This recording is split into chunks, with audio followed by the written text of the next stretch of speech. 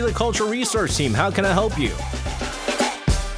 And back joining us in the studio for Popular Culture Research Team is Eugene's Eugene. Eugene, hello to you. Hi guys, happy Friday. Happy Friday. Yay. And not only is it a Friday, it's the last Friday of the month.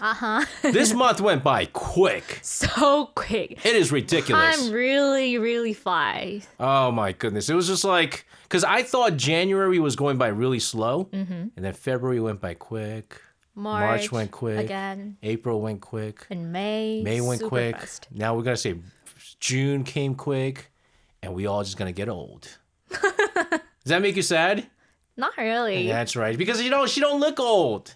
She don't look old. That's what's most important. Thank you. But also with the final Friday of the month, Eugene, it's also the last week of Light in Your Eyes. We've been at this for the whole month. Yes, and I have to say, the drama has one of the biggest twists I've ever seen. This is insane. So, here's the point. So all this time, we thought Haeja had magically turned into an elderly woman because of a mysterious watch. But actually, there was no magic watch.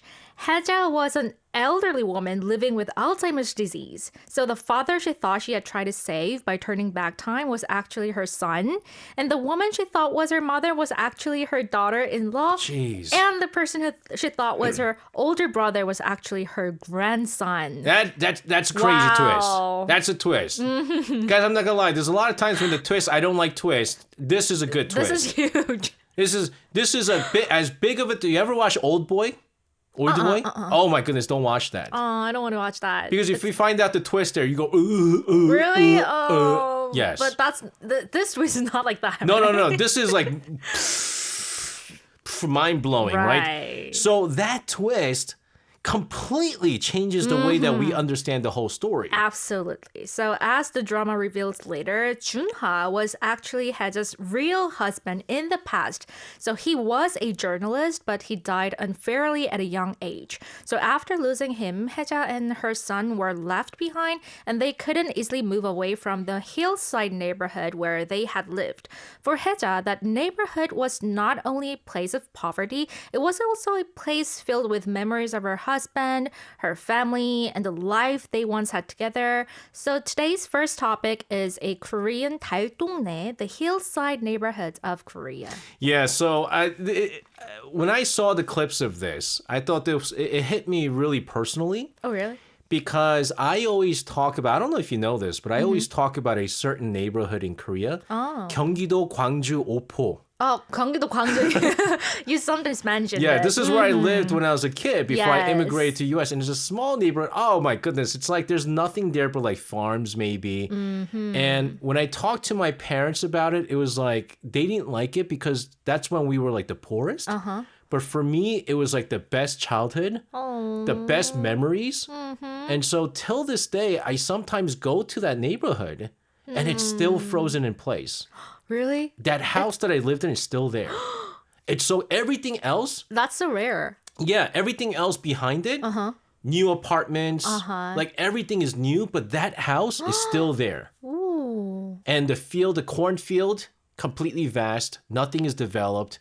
Everything is still there. Wow. It's so crazy. How can it happen? So wow. I know even though it's not 달동네, and 달동네 is interesting because you did describe it well. It's the hillside neighborhood. Right. But literally translating into to English. Moon Village. Yes. Let's talk about why it's called 달동네 Moon Village. Okay, so 달 means moon and 동네 means neighborhood or village. So it refers to poor hillside neighborhoods built on high ground, usually on the slopes of mountains or hills. Some people say the name came from the fact that these neighborhoods were so high up, they felt closer to the moon. That's what I thought. Yes, and others say it may also be connected to 달세, meaning monthly rent, because many poor families live there paying rent month by month. So either way, the word carries a poor image in Korea. I don't know if you know, you might be way too young for this drama, but there's a drama called 서울의 달. Our producer probably knows this drama. This was a very famous drama, 서울의 달. Seoul's Moon. And like it has even 최민식 as like an actor there. I mean, he looks younger because it was from like the early 90s, I think. Oh, really? And so 서울의 달 was about basically there's 달동네 there. And it's these people that come up to Seoul. And I remember watching this in New York, borrowing the video from Taekwang Video and watching this. But it portrays the perfect 달동네s that were around back in the days. It was quite real, right? It was real. And even now, I think there's some. I used to live in a neighborhood called Bongcheongdong. It was an apartment. But the apartment was in a huge slope because it used to be 달동네. That they completely changed. Yeah, they wiped out everything. And so there's another apartment complex above us, which is even higher up the slope. And it was a huge hillside village that turned into apartment complexes. Wow. So neighborhoods like this, again, it used to be very common in Korea. Yes. And to understand 달동네, we have to look at Korea's modern history as well. So after the Korean War, many people who had lost their homes came to Seoul looking for a place to survive.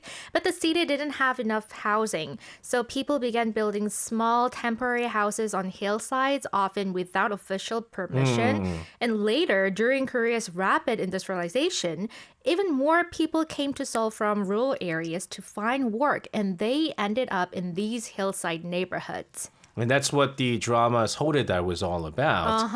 And the thing about these, because they were in such high slopes, you had to walk up the stairs like crazy. Yes. It was just wild. So Yes. 달동네, I mean, it's a place for people who are chasing survival and opportunity. Exactly. And as you can imagine, living conditions were very difficult. Like many houses were unauthorized structures. Yeah. They were small, crowded, and poorly insulated.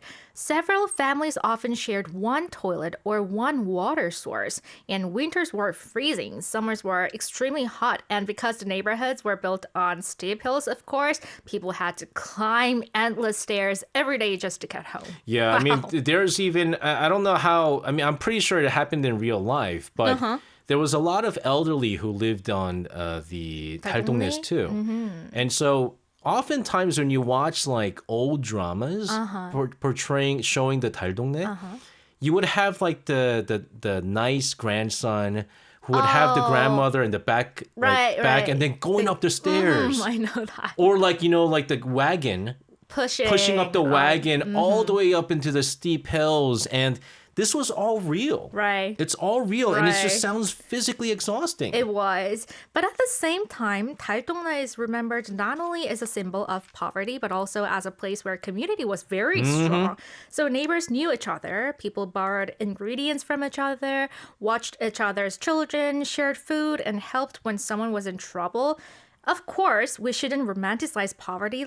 Life there was very, very hard. But for many people, 달동네 also represented warmth, resilience, and a very human kind of neighborhood life. It's weird because Yes, it's weird. people who lived there, They were poor. yeah, they did complain about how difficult it is, right? The housing situation, but there was something romantic.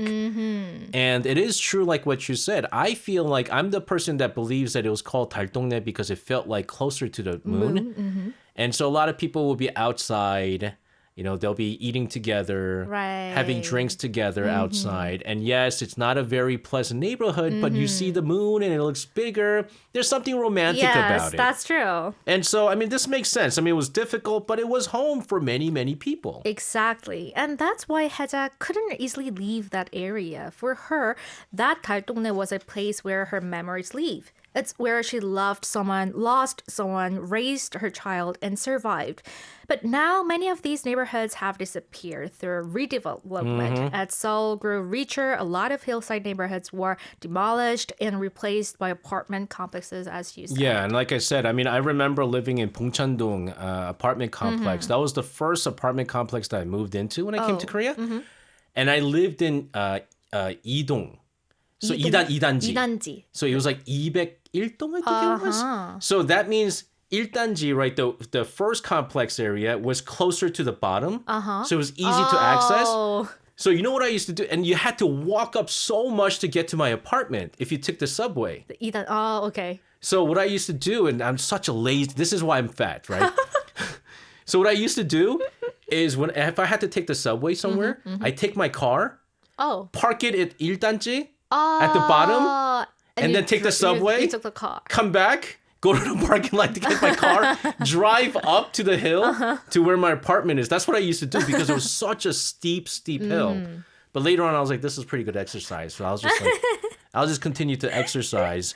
But again, redevelopment must have improved people's living conditions like in many ways. But there's also got to be, with this story, the painful side too. Yes, of course, redevelopment brought better housing, safer buildings, proper bathrooms, heating, and modern infrastructure. But at the same time, when an old neighborhood disappears, people can lose their memories, relationships, and history that were built there.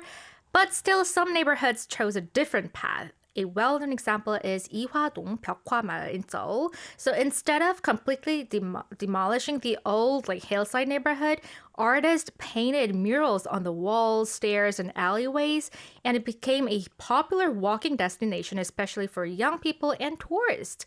So rather than erasing the neighborhood completely, the city tried to give it a new life. Yeah, I think even when I went to Tongyeong, 통영. Tongyeong also has also like a 백화 마을, right? And I remember, I was like, this was me and my wife were like newlyweds, I think it was. We're like, let's go here. Because we went to Tongyeong. And I didn't know it was made from the 달동네. And so we took a cab because I didn't, bring my car. It was such a huge walk up. I was like, oh my goodness. And then I learned that they turned the 달동네 into a wall painting village. And I thought it was a great change. Great stuff here. We're going to continue to talk about all the hidden cultural elements within this drama that we're covering for the very last time here on our show. We are back in the studio with Popular Culture Research Team with Eugene's Eugene. We have been talking about 눈이 부시게. In your eyes. We talked about 달동네. Oh, man. I'm telling you, there's something really romantic about these places. Have you ever lived in an 옥탑방? A rooftop house? I lived in a rooftop house for like about a month before I got kicked out. Oh, wow. When I came to Korea for just a summer break. It is hot in the summer. And cold in the I wasn't there for the winter, but I heard it's really cold too. Okay. But right outside the door, we had like a place where you could just like hang out. Sit down and like grill meat or something like that. And I used to just like lie down there, just sip on a can of beer and look up at the sky. And it was so that's nice. So romantic. It was nice, but also I got kicked out, so I'm still mad. But anyways, let's go into our second topic. So our second topic comes from the ending of The Light in Your Eyes. So as the drama reaches its final part, it asks a very heavy but important question. So how do we care for people when they grow old? And how do we support families who are taking care of elderly parents, especially when dementia or serious illness is involved? So today's second topic is Korea's elderly care system. Dementia is a tough one because both my grandparents had Alzheimer's. Oh. And it was not easy. It was not easy. Tough. Yeah. They don't know. That. They themselves don't know. But it's very painful for the family. But again, this is a very important issue. Yes. And especially because Korea is a super age society now. True, yes. So Korea is aging very quickly and elderly care is no longer just a private family issue. So for a long time, many Korean families believed that taking care of elderly parents was mainly the responsibility of the children. But today, with smaller families, more people living alone and working outside the home, that old structure is becoming harder and harder to maintain. So Korea has been building different systems to support elderly people and their families. All right, so what kind of care options are there in Korea? So broadly speaking, there are a few major types. First, there are 요양병원 or long-term care hospitals. Yeah. So this is where Haeja stays in the drama. It is more like medical centered. There are like doctors, nurses, and medical treatment, rehabilitation, and monitoring.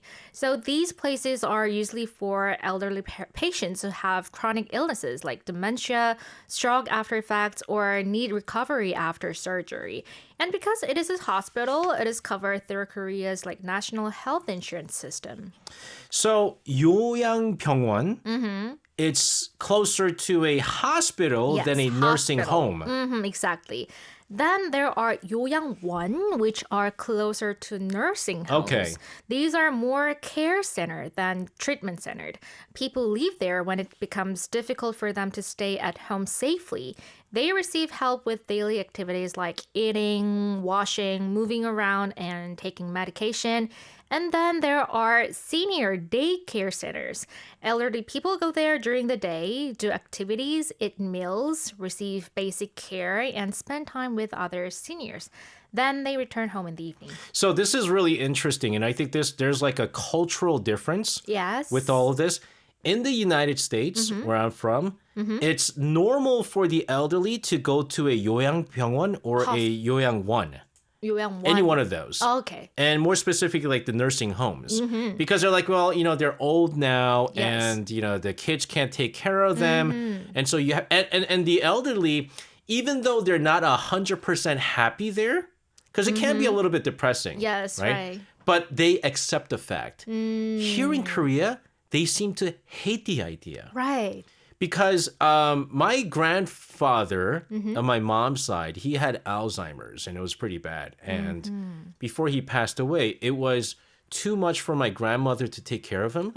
So we're like, we got to take him to the nursing hospital. Nursing hospital, yes. And even though he had Alzheimer's, he was like, no, because he believed that going there means you're going to go die. Oh, That's like the last so step before you sad. die.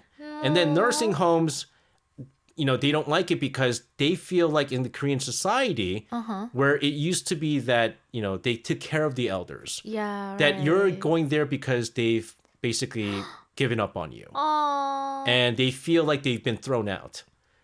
So we and- can understand both sides, right? Yeah, so we understand both sides. And what's interesting is that my grandmother, who couldn't understand why my grandfather didn't want to go to the nursing hospital, now she's at the age where she needs to maybe go. Now she doesn't want to go. She's like, no, I don't want to go. It's depressing. And I feel like this is my last step before I die. And I am not ready to die. We're like, you're not going to die. It's just that you're going to get treated better there instead of... Right. we don't have time to take care of you or you can't be by yourself. And so I think there's that cultural difference Right. between the Western culture and the Korean Yeah, culture. actually, they don't want to be treated as a patient. Yeah, oh yes, yes. They're not patients, right? But they do love senior daycare centers though. My grandparents absolutely love senior daycare center. This is where you go have fun, right? Yes, And so yes. this is where you get both the elderly person gets the care and the family some support. Exactly. And another important system is care workers. A care worker can visit an elderly person's home and help with meals, cleaning, bathing, moving around, and basic daily needs. So instead of moving into a facility, some seniors can continue living at home with support. Yeah. And beyond these systems, Korea also has dementia support centers, like customized care services for seniors living alone, welfare centers, meal delivery programs, and community programs as well. And so Korea is trying to create a whole network of care, Yes. not just a single solution. Then. That's right. So, of course, the system is not perfect. Families still struggle. And care workers are often underpaid and overworked, and the emotional burden of caregiving is still very real. But Korea is trying to move from family must handle everything alone to society should share the responsibility of care. Yeah, and there's a lot of jobs open for this right now. Yes. There's even even at a hospitals when you have to spend a few nights and when you can't move, right? Right. Let's say your family members can't come. You can hire people Yeah, to take care of you in bedside, do everything for you. Now, it is expensive. True. It is expensive, but there are options. And because we are, again, a super aged society, plus you have kids who are very busy, Right. who can't take care of their parents to that extent, you have a lot of these jobs. But it's if you could afford it, which is why all the other ones seem like a better option. Yes. But again, feels like one of those biggest questions Korea has to answer now. Absolutely. So because aging is not just about medical care, it's about dignity. It's about whether people can still feel seen and respected when they become weak, sick, or dependent on others. Yeah. And that's why this drama is so meaningful. Like, it gives us a chance to see elderly people's lives from their perspective. They were once young, they loved someone, they had dreams, they made mistakes, and they survived things we may never know. Just like us, just like young people living in this moment right now. Yeah, it's really wild because I remember my grandfather on my dad's side. He lived in New York. He lived in New York. And he was like the scariest guy. And he was like the toughest guy. And then over time, he also passed away after fighting Alzheimer's too. Oh. And he just became a little kid, like he's a baby.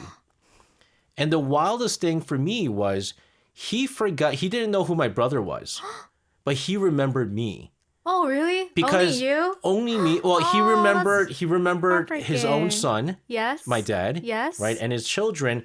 But of all the grandchildren, he only remembered me because he always had this like pride that I was the eldest grandson. Oh. Like he always had that. Got it. Oh, the eldest. And then grandson. my mom's side, I went to visit him in the countryside when he had we thought maybe he didn't have too much left. Visited him with Aaron when Aaron was like he was like 1. And he didn't know who I was. He thought I was my uncle's classmate because he was stuck in a time when my uncle was in 3rd year of high school, senior in high school. And so he thought I was his classmate. Oh. So I kept on explaining to him, no, I'm your grandson. And then he forgets after 10 minutes, right? To the point where I was like, yes, I'm your son's classmate. And then you know what he said to me? He was like, 공부도 안 하고 애를 가져. He's like, you didn't even study, you never have a kid. Because, he saw Aaron. He's like, you have a baby now, you're a student. I give up. But he wasn't like that. It's heartbreaking. It was actually funny, but also heartbreaking as well. So we are seeing a growing number of Alzheimer's patients, which needs more facilities like this. True. So true. We're going to take a listen to an OST from this very drama before we wrap up this drama. This is Hera with Shiny Day, 눈부신 날들. Back in the studio with Yuji's for Popular Culture Research Team. This is our final week and final topic of Light in Your Eyes. Yes. And again, for any of our listeners out there, I feel like, I mean, we kind of ruined the twist, but it's still a good drama. Very good drama. If you like emotional dramas, this is it. And it's also funny too. Yes. It's also fun. There's some fun too. Maybe we should talk about maybe the drama's most memorable scenes and lines. Okay, good. So I think that's the perfect way to end this series because this drama is about time, like memory, regret, love, and how precious ordinary life can be. And there are a few scenes and lines that stayed with me very deeply. Oh, okay. So what's the first scene that comes to your mind? So for me, one of the most memorable scenes is when young Heja, talks about the aurora. And she really wants to see that one day. And in that scene, she says something like the aurora was not originally created intentionally by the creator. It happened because magnetic energy outside the Earth somehow flowed toward the North Pole, which means that the aurora is like an error. It was not perfectly planned. It happened accidentally. But even though it is an error, it is still breathtakingly beautiful. You know what this reminds me of? What is that? Do you know that famous scene from Psy's concert? Psy's concert? Oh, yeah, I know that. There was a mistake. But it is part of art. Yes. So he said, I think the sound team made a mistake or something like that. And instead of getting mad, and then like the song that was in the background was 예술이야, it's art. Yes. And he said, it's through mistakes that we create art. And then that song came out, I was like, oh! Wow! Magnetic. And it's kind of like that. Yes. Right? It's kind of like that. And that's just a beautiful way to describe it. It really is. And Heja says that feels like herself. Like she's also an error. Like her life didn't go the way it was supposed to. But if she ever saw the aurora, she thinks she would probably say, it's so lovely. And that line really stayed with me because honestly, aren't we all a little unfinished, like not perfect at all? We all have parts of ourselves that feel imperfect, broken, or not fully ready. We make mistakes and we regret things every time. We don't always become the person we imagine we would become, but that doesn't mean we are not beautiful. No, and again, I mean, some of the greatest works of art made through mistakes. Yes. Some of the greatest discoveries are made through mistakes.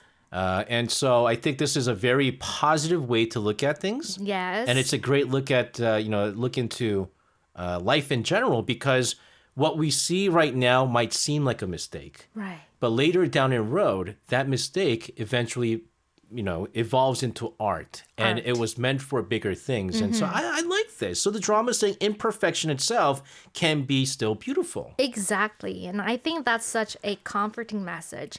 We often think ourselves have to follow a perfect plan to be meaningful, a good school, a good job, the right timing, the right relationship, the right version of ourselves. But life rarely works that way. Sometimes we feel like we are late or failed, or sometimes we feel like we're not where we are supposed to be.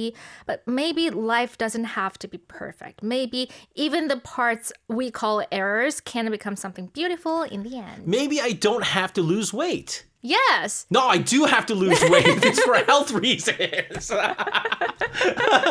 Thank you for saying that, though. You are beautiful as you are. You are beautiful, no matter what they say. I can't believe this is beautiful. Beautiful. It is true.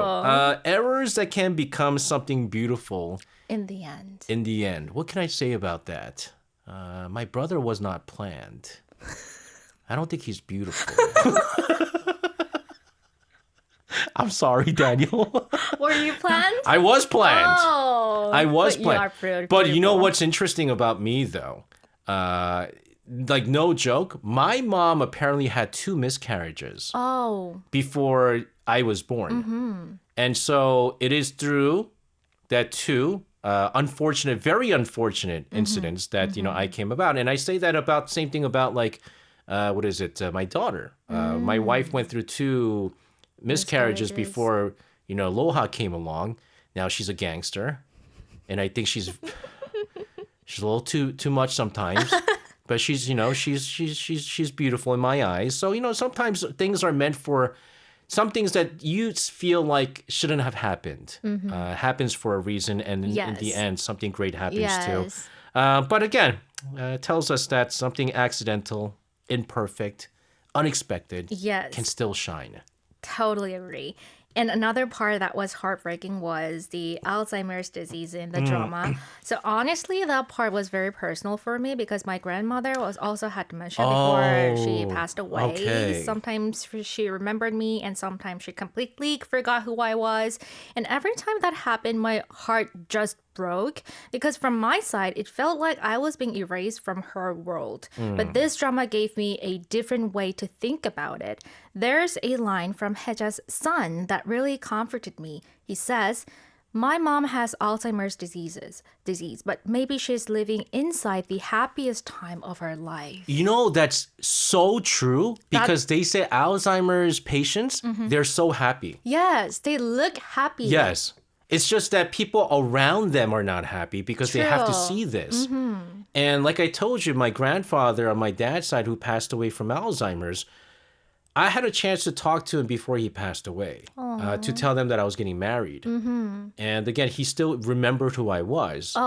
And I told him I was getting married November 12th, right? And then he kept on writing it down or told the care lady to write it down, big circles. And then when my dad, after he passed away and my dad went to clean his house, there was a big circle everywhere. All the calendars in the house had a circle around the day that I was getting married. You made me cry.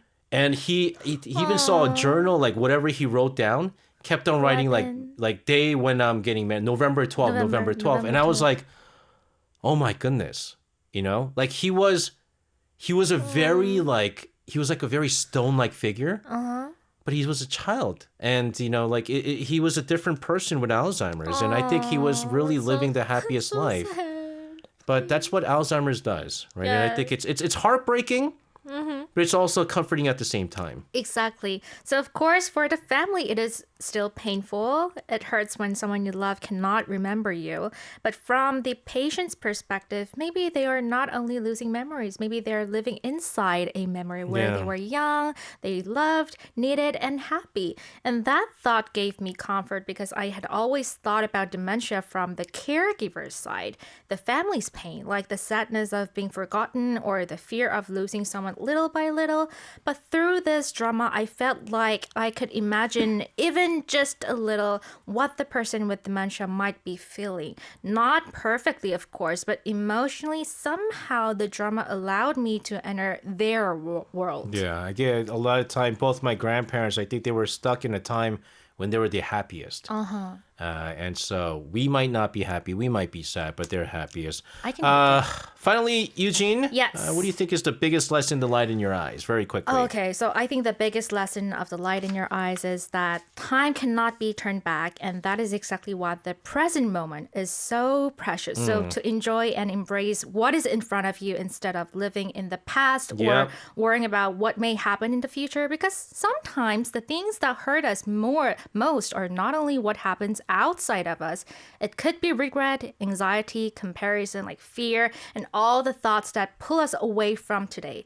So this drama, The Light in Your Eyes, reminds us that every life, even the most ordinary one, contains something dazzling. And today, this moment we're living right now is also part of that. That's right. And that's why you say the present is also another word for gift, right? Yes. Eugene, fantastic stuff. Thank you very much Thank for you. a full month of coverage of this drama. Can't wait to see what drama you'll cover. I think it's going to be a big one. Have a wonderful weekend. We'll see you again next Friday. Thank you. See you next Friday. Bye. And sending her out of the studio, this is Nell with Time Spent Walking Through Memories. 기억을 걷는 시간.